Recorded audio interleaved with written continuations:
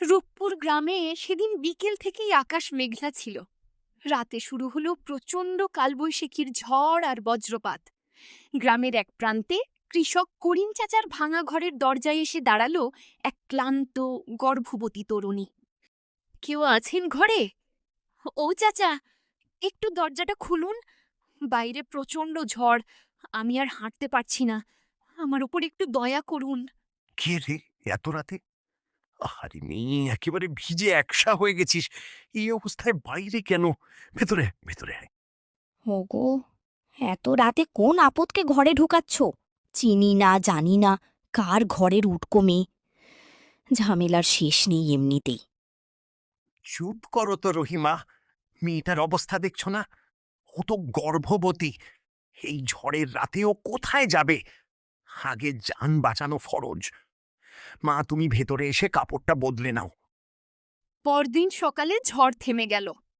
করিম চাচা যখন হাটে যাওয়ার জন্য তৈরি হচ্ছিল, রহিমা চাচি তখন পাড়ার মোড়ে গিয়ে গ্রামের লোকেদের সাথে ফিসফিসানি শুরু করলো। ওলো, শুনছিস? কাল রাতে নাকি আমাদের করিম একটা জোয়ান মেয়েকে ধরে নিয়ে এসছে ঘরে। মেয়েটার আবার পেট উঁচু। বলি, নিজের ঘরে ঠিক নেই, আবার কোন পাপের ভাগিদার হতে গেল কে জানে।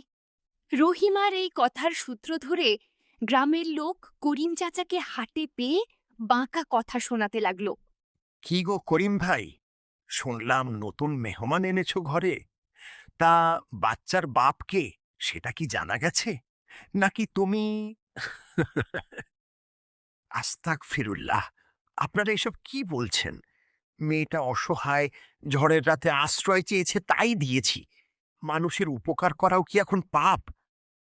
হাটের অপমান সহ্য করতে না পেরে করিম চাচা বাড়িতে ফিরে মিনতির ওপর রেগে গেল। লোকলজ্জার ভয় তাকে অন্ধ করে দিল। মিনতি, তুমি আজই এই ঘর ছেড়ে চলে যাও। তোমার জন্য গ্রামে আমার মুখ দেখানোর জো নেই। লোকে আমায় নিয়ে থুথু ফেলছে। চাচা, আমি তো আপনাদের কোনো ক্ষতি করিনি। আমার যাওয়ার কোনো জায়গা নেই। আজ রাতটা অন্তত থাকতে দিন, কাল সকালে আমি চলে যাব। না, এক মুহূর্তও আর এই ঘরে না। এখনই দূর হও এখান থেকে। সমাজ কলুষিত করতে এসেছ। এই মেয়ে, তুই কি সেই মেয়েটাই যে করিমের বাড়িতে আশ্রয় নিয়েছিলি? হ্যাঁ, আমি সেই মেয়েই। তবে আমার একটা পরিচয় আছে। আমার নাম কবিতা, আর আমি এখন এই গ্রামেই থাকি। এই গ্রামে থাকিস? তোকে এখানে থাকার অনুমতি কে দিয়েছে? এই গ্রাম কি তোমার বাবার? গ্রাম যেমন তোমার নয়, তেমন আমারও নয়। তাহলে এমনভাবে কথা বলছো কেন? অনুমতির প্রয়োজন হলে আমি নিজেই নিয়ে নেব। গ্রামের শেষ প্রান্তের ওই ঝুপড়িতেই তো থাকিস। করিমের বাড়ি ছেড়ে চলে এলি কেন? কেউ কি তোকে কিছু বলেছিল? অদ্ভুত কথা বলছো। আমার জীবন সম্পর্কে আমি নিজেই জানি। তোমরা কেন অকারণে করিম ভাইয়ের নাম টেনে এনে অপবাদ দিচ্ছ?